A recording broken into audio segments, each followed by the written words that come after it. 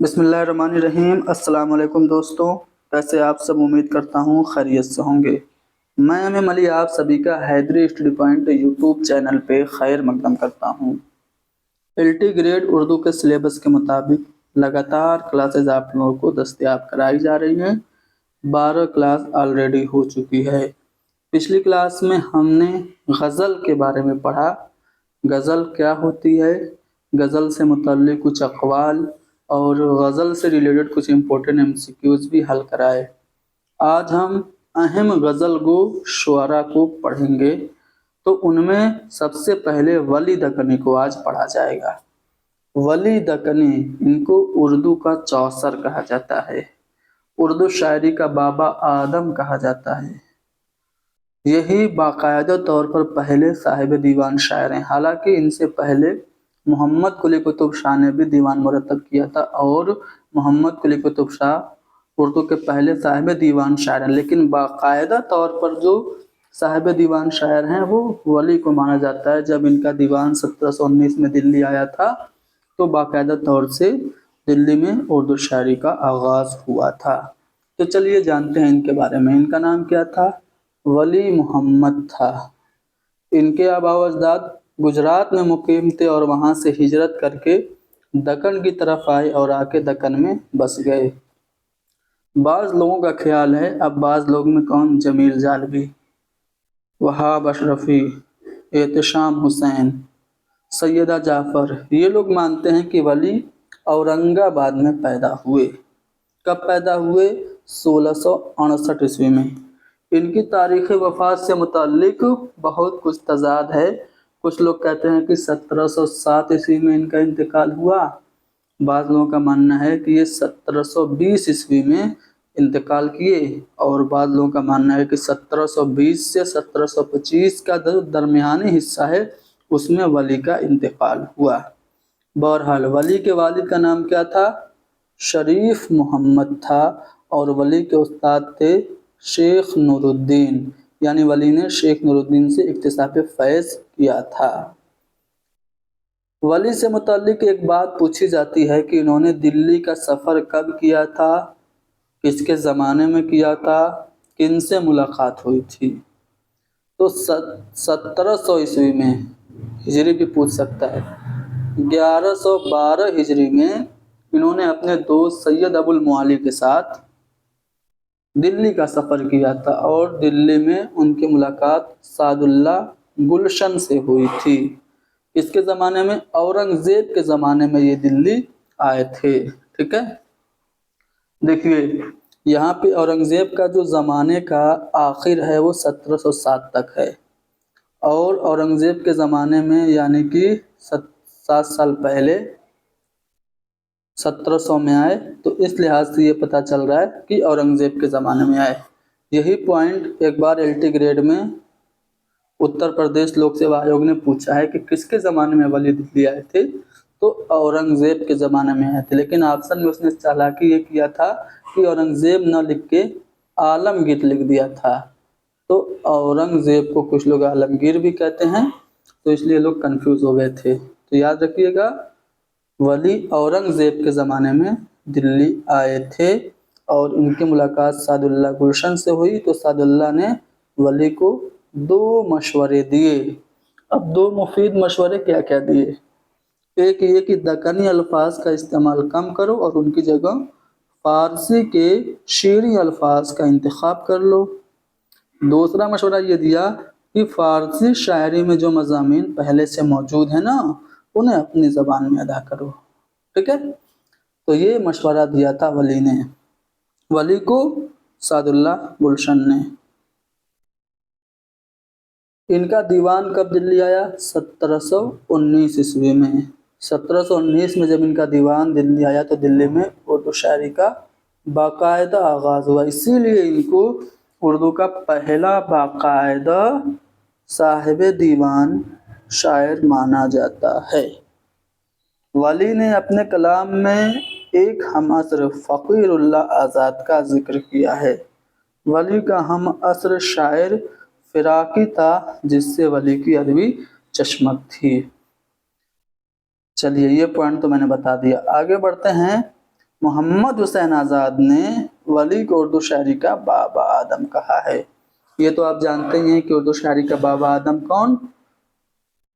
ولی دکنی۔ جس طرح سے انگریزی شاعری کا بابا آدم چوسر ہے، اسی طرح سے فارسی میں رودکی ہے اور اردو میں ولی دکنی ہے، ٹھیک ہے۔ تو محمد حسین آزاد نے ولی کو اردو شاعری کا بابا آدم قرار دیا تھا، اور انہوں نے لکھا، محمد حسین آزاد نے اپنی کتاب آب حیات میں کہ ولی کو اردو شاعری میں وہی مقام حاصل ہے جو انگریزی شاعری میں چوسر کو اور فارسی شاعری میں رودکی کو حاصل ہے۔ میر تقی میر کہتے ہیں کہ باشندہ اپنا جو تھا وہ دکن کا تھا، یعنی کہ ولی کے بارے میں میر بھی بہت کیا کہتے ہیں کہ عزت رکھتے تھے اور ان کو استاد مانتے تھے۔ مسلم الثبوت استاد اور ریختہ کا استاد مانتے تھے، ٹھیک ہے۔ ولی کی کلیات میں 6 قصیدے ہیں، تمام قصیدے مذہبی ہیں، ایک قصیدہ خطابیہ ہے اور باقی ایک قصیدہ خطابیہ اور باقی تمہیدیہ ہے، ٹھیک ہے۔ ولی کا صرف ایک قصیدہ خطابیہ ہے، جو خطابیہ قصیدہ ہے وہ کس کی شان میں ہے؟ میرا محی الدین کی مدح میں ہے۔ کلیات ولی میں 3500 اشعار ہیں، 404 غزلیں ہیں اور 26 رباعیات ہیں۔ ولی نے ایک فارسی رسالہ نور المعرفت نکالا تھا، ٹھیک ہے، اور ان کی 2 مثنویاں تھیں، ایک مثنوی جس کا کوئی عنوان نہیں ہے، بغیر عنوان کی تھی، اور دوسری مثنوی تھی جس کا نام تھا در تعریف شہر صورت، ٹھیک ہے۔ یہ پوائنٹ وربلی میں نے بتایا، یاد رکھیے گا۔ کلیات ولی پہلی دفعہ 1833 عیسوی میں گارسا د تاسی نے فرانسیسی زبان کے مقدمہ کے ساتھ شائع کیا تھا۔ یہ جو مقدمہ تھا اس کو اردو میں بھی ترجمہ کیا گیا، یوسف حسین خان نے ترجمہ کیا تھا۔ 1927 عیسوی میں احسن ماروری نے بھی کلیات ولی کو مرتب کیا، اور 1979 میں نور الحسن ہاشمی نے کلیات ولی کو مرتب کیا۔ تو 3 لوگوں نے کلیات ولی کو مرتب کیا، سب سے پہلے گارسا د تاسی نے، پھر احسن ماروری نے، اس کے بعد نور الحسن ہاشمی نے۔ کلیات ولی جو نور الحسن ہاشمی نے مرتب کیا تھا اس کا پیش لفظ کس نے لکھا تھا یہ بھی پوچھ لیا جاتا ہے، تو محمود الہی نے لکھا تھا۔ اب آتے ہیں سوالات پہ، ٹھیک ہے۔ سوالات دیکھیے، اتنا میں نے اچھے سے ایکسپلین کر دیا کہ اب سوالات کے جواب آپ لوگ خود سے ہی دے لیں گے، چلیے بتانے کی ضرورت نہیں ہے۔ کس نے ولی کو اردو شاعری کا بابا آدم کہا؟ بتانے کی ضرورت ہے؟ محمد حسین آزاد نے کہا، ٹھیک ہے۔ آگے اگلا سوال، زمانی اعتبار سے صحیح ترتیب۔ یہ سوال ایسا ہے جو میں بتا دیتا ہوں، دیکھو ولی کے بعد سراج آئے، پھر میر تقی میر تو بعد کے ہیں، امیر مینائی ان کے بعد کے ہیں، تو یہ والا زمرہ صحیح ہوگا۔ یہ ٹی جی ٹی سن 2021 میں یہ سوال آیا تھا، اتر پردیش کے ٹی جی ٹی میں۔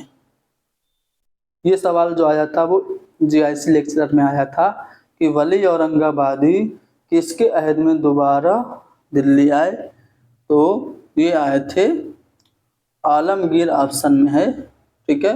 فرخ سیر کے زمانے میں نہیں آئے، اعظم شاہ اور رنگیلے کے زمانے میں نہیں، بلکہ اورنگزیب کے زمانے میں دلی آئے تھے۔ چوتھا والا آپشن درست ہوگا۔ دلی میں ولی کو 2 مفید مشورے کس نے دیے تھے؟ تو سعد اللہ گلشن نے دیے تھے۔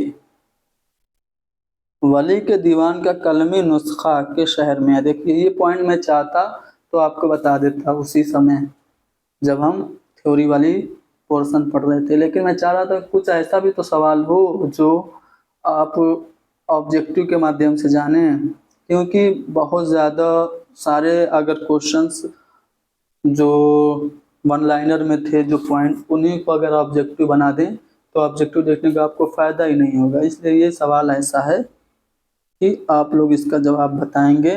قلمی نسخہ کس شہر میں موجود ہے؟ دلی میں، حیدرآباد میں، لندن میں یا پھر پیرس میں؟ تو قلمی نسخہ پیرس میں ان کا موجود ہے، اور دیوان پہلی مرتبہ کہاں شائع ہوا تھا؟ کہاں سے شائع ہوا تھا؟ دلی سے، حیدرآباد سے، لندن سے یا پیرس سے؟ تو یہ لندن سے ان کا دیوان پہلی بار شائع ہوا تھا۔ کلیات ولی کو پہلی مرتبہ کس نے مقدمہ کے ساتھ شائع کیا؟ تو گارسا د طاسی نے۔ اور مقدمہ کا اردو میں ترجمہ کس نے کیا تھا؟ یوسف حسین خان نے۔ ہاشمی نے 1927 میں، نور الحسن ہاشمی نے 1927 میں، جی نہیں، 1927 میں احسن مہروری نے اس کو کلیات ولی کو شائع کیا تھا۔ 1989 میں نور الحسن ہاشمی نے کلیات ولی کو شائع کیا ہے، ٹھیک ہے نا۔ چلیے، میر تقی میر نے کسی اپنے تذکرے میں، میر کے تذکرے کا نام کیا ہے؟ نکات الشعراء۔ کب شائع ہوا تھا؟ 1752 عیسوی میں، ٹھیک ہے۔ کتنے شاعر ہیں اس میں؟ 103 شاعروں کا ذکر ہے۔ تو اس میں کسے شیطان سے بھی زیادہ مشہور قرار دیا ہے؟ تو ولی کو کہا ہے، مسلم الثبوت استاد کہا ہے، اور ریختہ کا استاد کہا ہے، شیطان سے زیادہ مشہور کہا ہے، اور محمد حسین آزاد نے ولی کو شاعر قدرت کہا ہے، اور اردو شاعری کا بابا آدم کہا ہے، اور اردو کا چوسر کہا ہے، ٹھیک ہے۔ چلیے، میرے خیال سے ہم نے ولی سے متعلق جتنی چیزیں امتحان میں پوچھی جاتی تھیں بتا دی۔ امید ہے کہ یہ کلاس آپ لوگوں کے لیے فائدہ مند ثابت ہوگی۔ کلاس کو لائک کیجئے، شیئر کیجئے، حیدری اسٹڈی پوائنٹ کو سبسکرائب کیجئے۔ Thank you very much.